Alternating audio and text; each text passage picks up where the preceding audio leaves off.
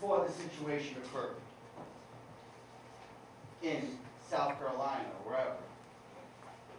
And you go to drink out of a, you see two water fountains there.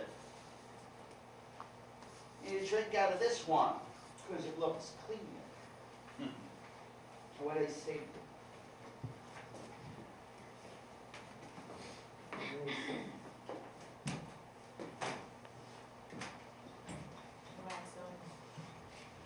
And then you get on the bus, and what does that bus driver, what does that person say to you?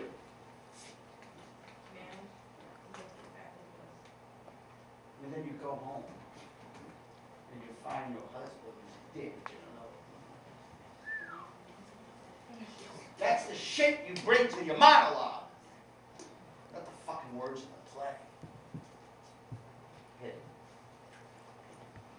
It was partly my fault.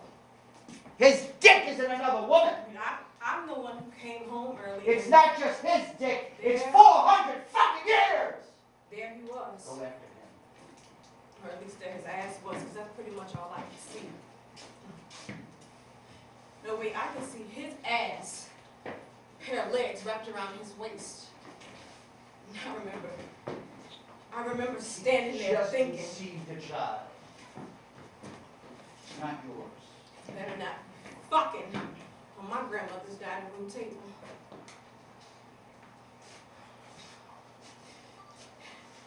And then she saw me.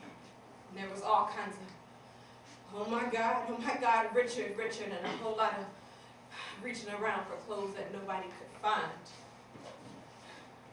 And at first, he tried to apologize. And then he tried to blame me.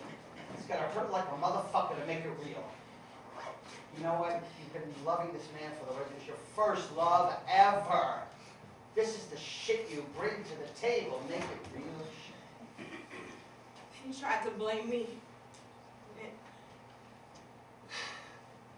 And I just stood there in the silence. And do you know what the definition of a soulmate is? Two souls dwelling in, one soul dwelling in two bodies. And then it's just ripped.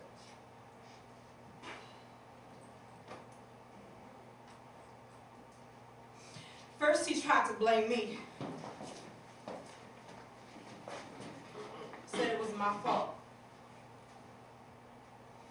I just stood there and I looked at him because he thought I was going to throw some kind of fit or yell or scream, but I didn't.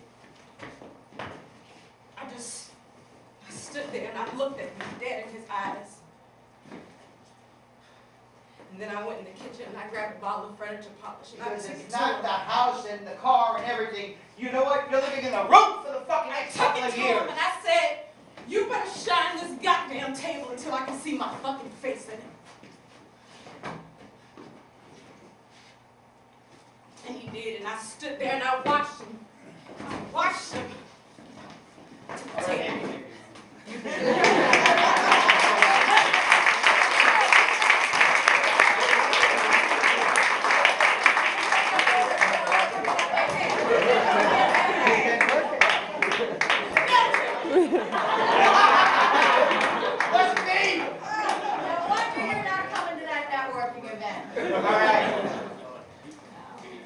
One thing it's about, like it says, it's about bringing strong choices, strong, bold choices to that table. I mean, don't go in there like, all hell breaking loose. But you know what? They don't want to see you already in that craziness. But you know what? You can go there. Tonight we exercised some muscles that, actors didn't have yesterday. So anyway. Who's going to this network event? Come on!